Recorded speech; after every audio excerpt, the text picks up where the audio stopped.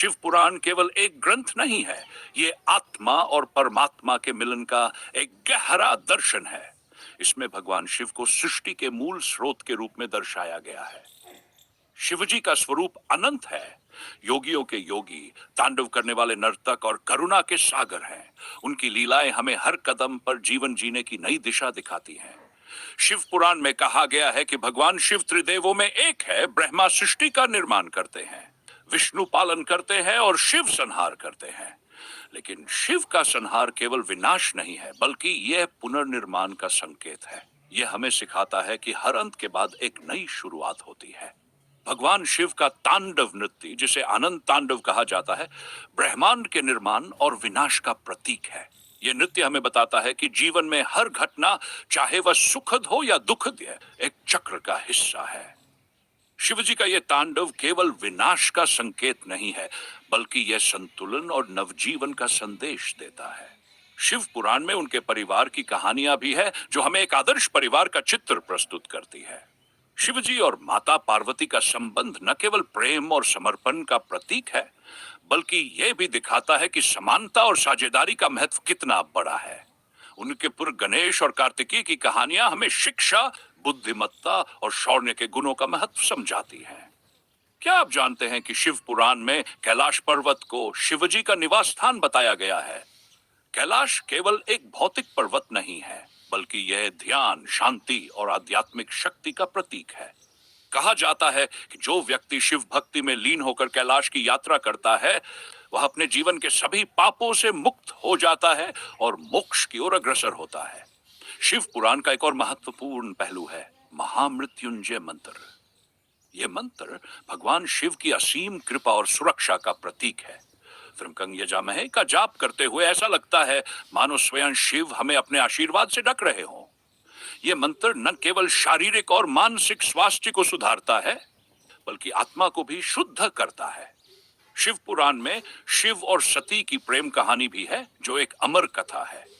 सती का शिवजी के प्रति अटूट प्रेम और समर्पण यह सिखाता है कि सच्चा प्रेम केवल बाहरी आकर्षण से नहीं, बल्कि आत्मा के स्तर पर होता है। सती के त्याग और उनके पुनर्जन्म के बाद पार्वती बनने की तरह हमें दिखाती है कि समर्पण और धैर्य से असंभव को भी संभव बनाया जा सकता है। शिवजी को भोलानाथ कहा जाता है, क्योंकि वे अपने भक्तों की हर छोटी बड़ी प्रार्थना को सुनते हैं और तुरंत प्रसन्न हो जाते हैं। लेकिन शिव पुराण यह भी सिखाता है कि शिवजी केवल भक्ति से प्रसन्न नहीं होते, वे अपने भक्तों में सच्चाई, विनम्रता और कर्तव्य का पालन देखना चाहते हैं। शिव पुराण का लिंग पूजन खंड हमें सिखाता है कि शिवलिंग केवल पूजा का साधन नहीं है, बल्कि यह ऊर्जा और चेतना का प्रतीक है। शिवलिंग में ब्रह्मांड की पूरी शक्ति समाहित है और इसे पूजने से हमें अपने भीतर की दिव्यता को पहचानने में मदद मिलती है। भगवान शिव का पशुपतिनाथ स्वरूप भी बेहद रोचक है।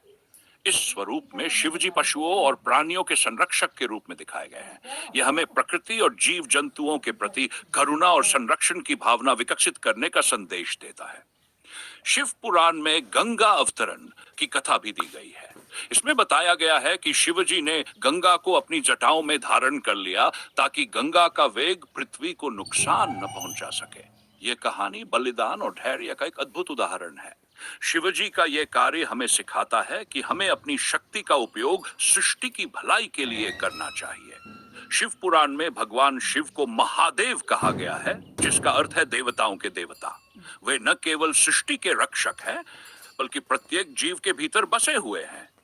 उनकी भक्ति से हमें यह समझ आता है कि जीवन का असली उद्देश्य आत्मा को परमात्मा से जोड़ना है। क्या आप महसूस कर सकते हैं, शिव पुराण का हर शब्द, हर कथा एक दिव्य संदेश लिए हुए है। शिवजी की भक्ति, उनके चरित्र और उनके आदर्शों को अपनाकर हम अपने जीवन को सकारात्मकता और शांति से भर सकते हैं। शिव पुराण हमें सिखाता है कि भक्ति केवल पूजा में नहीं, बल्कि दूसरों की सेवा, करुणा और सत्य में भी है। शिव पुराण का अध्ययन करने से हमारी आत्मा एक गहरी शांति और आनंद का अनुभव करती है। ऐसा लगता है कि भगवान शिव स्वयं हमारे जीवन में उपस्थित हो गए हो, हमें हर परिस्थिति में सही मार्ग दिखाने के लिए। तो क्यों न हम सभी मिलकर इस पवित्र ग्रंथ का पाठ करें और भगवान शिव की अनंत कृपा का अनुभव करें।